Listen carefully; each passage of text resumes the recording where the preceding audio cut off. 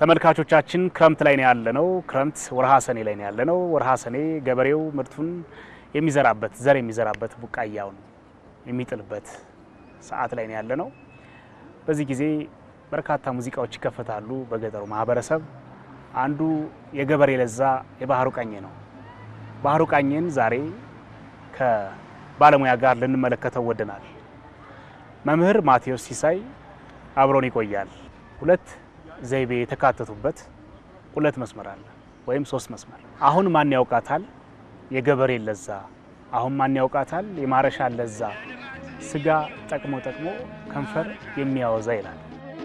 ስጋ ጠቅሞ ጠቅሞ ለነፍስ የሚበቃ አሁን ማን ያውቃታል የገበሬ ለዛ፣ አሁን ማን ያውቃታል የማረሻ ለዛ።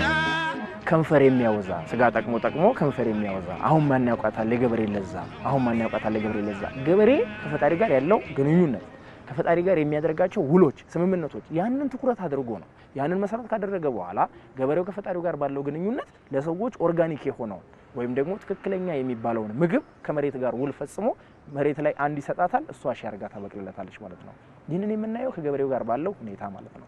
ስለዚህ እነዚህ ምግቦች ከመሬት ላይ ወድቀው ከዛ ተነስተው ከፈጣሪ የሚሰጣቸውን ዝናብ ጠብቀው ከዛ ደግሞ ማረም አለ፣ መኮትኮት አለ፣ ከዝናብ ጋር ያላቸው ቁርኝነት አለ። ይሄንን ሁሉ ነገር ካደረገ በኋላ ለሰዎች ላይ ሲመጣ ከንፈርን ያወዛሉ፣ ስጋን ደግሞ ይጠቅማሉ። የገበሬውን ታታሪነት እንድታየው ወደድኩ።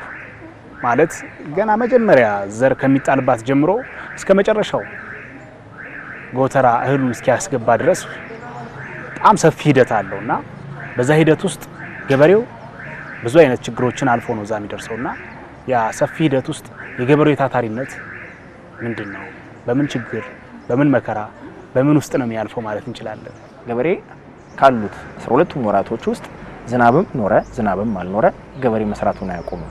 ለሀገር እድገት ለሀገር ልማት የገበሬ ድርሻ ምንድነው ካለን ገበሬ የሚሰራባቸው እያንዳንዱ ጉዳዮቹ ራሱን ታርጌት አድርጎ አይደለም፣ ማህበረሰቡን፣ ዜጋውን፣ ሀገሩን ታርጌት አድርጎ የሚሰራ ነው ገበሬ።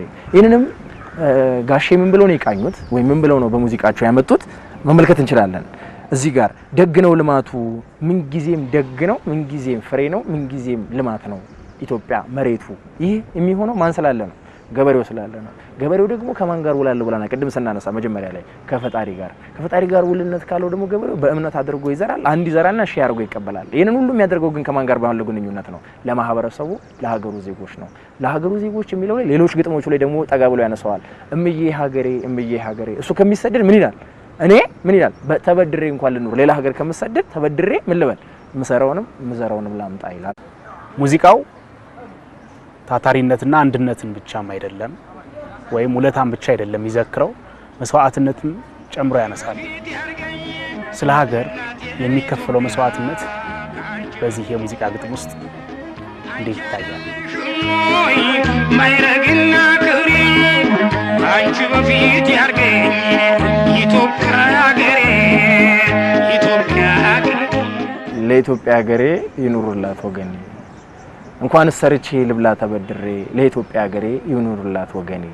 እኔ እንኳን መስዋዕት ብሆን እየሰራው እየዘራው እያጨርኩ እየኮተኮትኩ ዝናብና ፀሐይ ቢፈራረቅብኝም እኔ እንኳን ተበድሬ ተቸግሬ በበላ ማህበረሰቤ ወይም ዜጋዬ ግን የኔ የሆነ ወገኔ ምን ይበል ይብላ ይኑር ይደሰት በኢትዮጵያ ሀገሬ።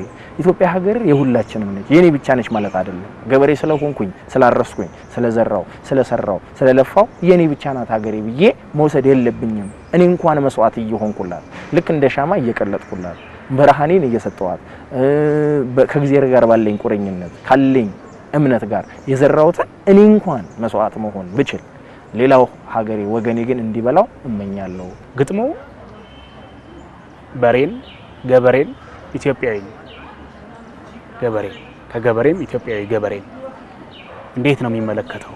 ሀገርን እንዴት ነው ያያይዝ ሊያስተሳስር የፈለገው? ማህበራዊ የሆነው ስርዓት ወይም ትስስሩ ገበሬው ከበሬው በሬው ከገበሬው ገበሬ ደግሞ ከኢትዮጵያዊነት ወይም ደግሞ ኢትዮጵያዊነትን ከመውደድ ለርሱ ካንቺ በፊት ያርገኝ ማለቱ እና ሌሎችንም እንዴት ይገልጻል?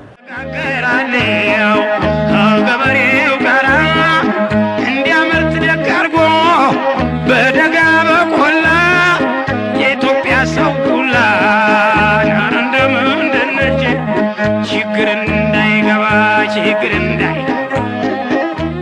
ከበሬ ጋርና ከገበሬ ጋር ያለው ግንኙነት ምንድነው ብለን ስናነሳ ራሱም ይነግረናል። ማረሻ ነበረኝ ገበሬም ነበርኩኝ በ200 ብር አብዮት ወሰደኝ ይላል። ምንድነው ይሄ እዚህ ጋር የምንረዳው?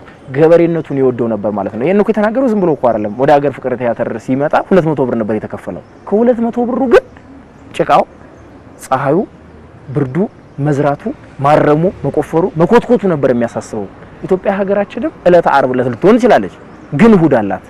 ስለዚህ ዓርብ ዕለት አለ፣ እሁድ አለ። ዓርብ የምንለው ምንድነው? የመከራው ጊዜ ነው። የመከራው ጊዜ ሲሆን ገበሬው መከራውን ብቻ ተሶት አልሄድም ሄደው እኔ እንኳን መከራውን እየተጋፈጥኩኝ ቢሆን ለሀገሬ ለወገኔ ምን ይሆናል?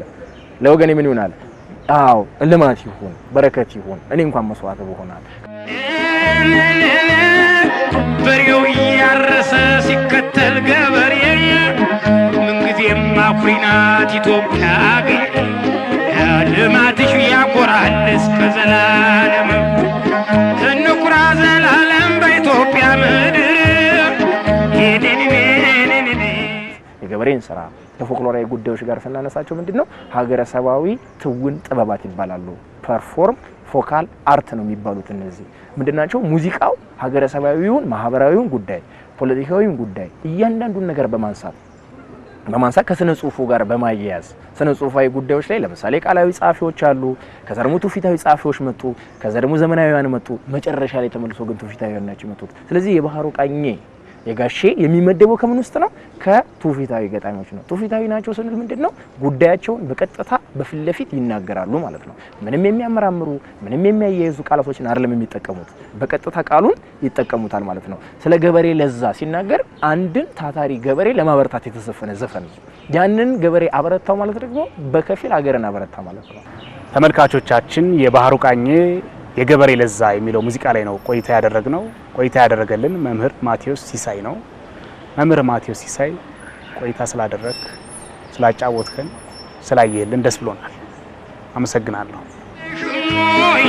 ማይረግና ክብሪ አንቺ በፊት ያርገኝ ኢትዮጵያ